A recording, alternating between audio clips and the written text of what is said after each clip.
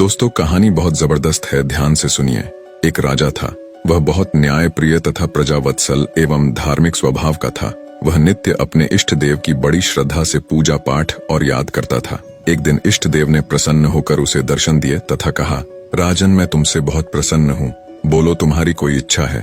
प्रजा को चाहने वाला राजा बोला, भगवान, मेरे पास आपका दिया सब कुछ है। आपकी कृपा से राज्य में सब प्रकार सुख शांति है। फिर भी मेरी एक इच्छा है कि जैसे आपने मुझे दर्शन देकर धन्य किया, वैसे ही मेरी सारी प्रजा को भी कृपा कर दर्शन देकर धन्य कीजिए। यह तो संभव नहीं है। ऐसा कहते हुए भगवान ने राजा को समझाया, परंतु प्रजा को चाहने वाला राजा भगवान से जिद करने लगा। आखिर भगवान को अपने साधक के सामने झुकना पड़ा और वे बोले, ठीक है, कल अपनी सारी प्रजा को उस पहाड़ी के पास ले आना और मैं पहाड़ी के ऊपर से सभी को दर्शन दूंगा।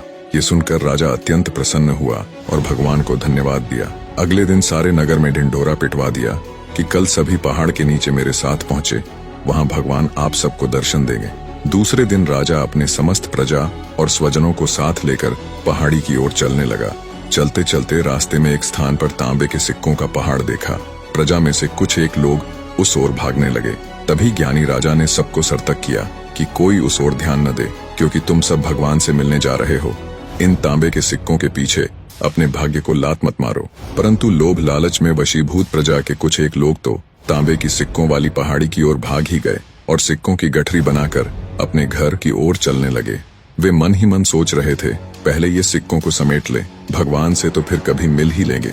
राजा दुखी मन से आगे बढ़े। कुछ दूर चलने पर चांदी के सिक्कों का चमचमाता पहाड़ दिखाई दिया। इस बार भी बचे हुए प्रजा में से कुछ लोग उस ओर भागने लगे और चांदी के सिक्कों को गठरी बनाकर अपनी घर की ओर चलने लगे। उनके मन में विचार चल रहा था कि ऐसा मौका बार बार नहीं मिलता है। चांदी के इतने सारे सिक्के फिर मिले न मिले, भगवान तो फिर कभी मिल ही जाएंगे। इसी प्रकार कुछ दूर और चलने पर सोने के सिक्कों का पहाड़ नजर आया। अब तो प्रजाजनों में बचे हुए सारे लोग तथा राजा के स्वजन भी उस ओर भागने लगे। वे भी दूसरों की तरह सिक्कों की गठरियां लाद लाद कर अपने अपने घरों की ओर चल दिए। अब केवल राजा और रानी ही शेष रह गए थे। राजा रानी से कहने लगे, देखो कितने लोभी हैं ये लोग, भगवान से मिलने का महत्व ही नहीं जानते हैं। भगवान के सामने सारी दुनिया की दौलत क्या चीज है। सही बात है, कहते हुए रानी ने राजा की बात का समर्थन किया और वह आगे बढ़ने लगे। कुछ दूर चलने पर राजा और रानी ने देखा कि सप्तरंगी आभा बिखरता हीरों का एक बड़ा सा पहाड़ है। अब तो रानी से भी रहा नहीं गया। हीरों के आकर्षण से वह भी दौड़ पड़ी और हीरों की गठरी बनाने लगी। फिर भी उसका मन नहीं भरा तो साड़ी के पल्लू में भी बांधने लगी। वजन के कारण रानी के वस्त्र देह से अलग हो गए, परंतु हीरों की तृष्णा अभी भी नहीं मिटी। यह देख राजा को अत्यंत ही ग्लानि और विरक्ति हुई। बड़े दुखद मन से राजा अकेले ही आगे बढ़ते गए। पहाड़ पर पहुंचे तो देखा वहां सचमुच भगवान खड़े उसका इंतजार कर रहे थे। राजा को देखते ही भगवान मुस्कुराए और पूछा, कहाँ है तुम्हारी प्रजा और तुम्हारे प्रियजन?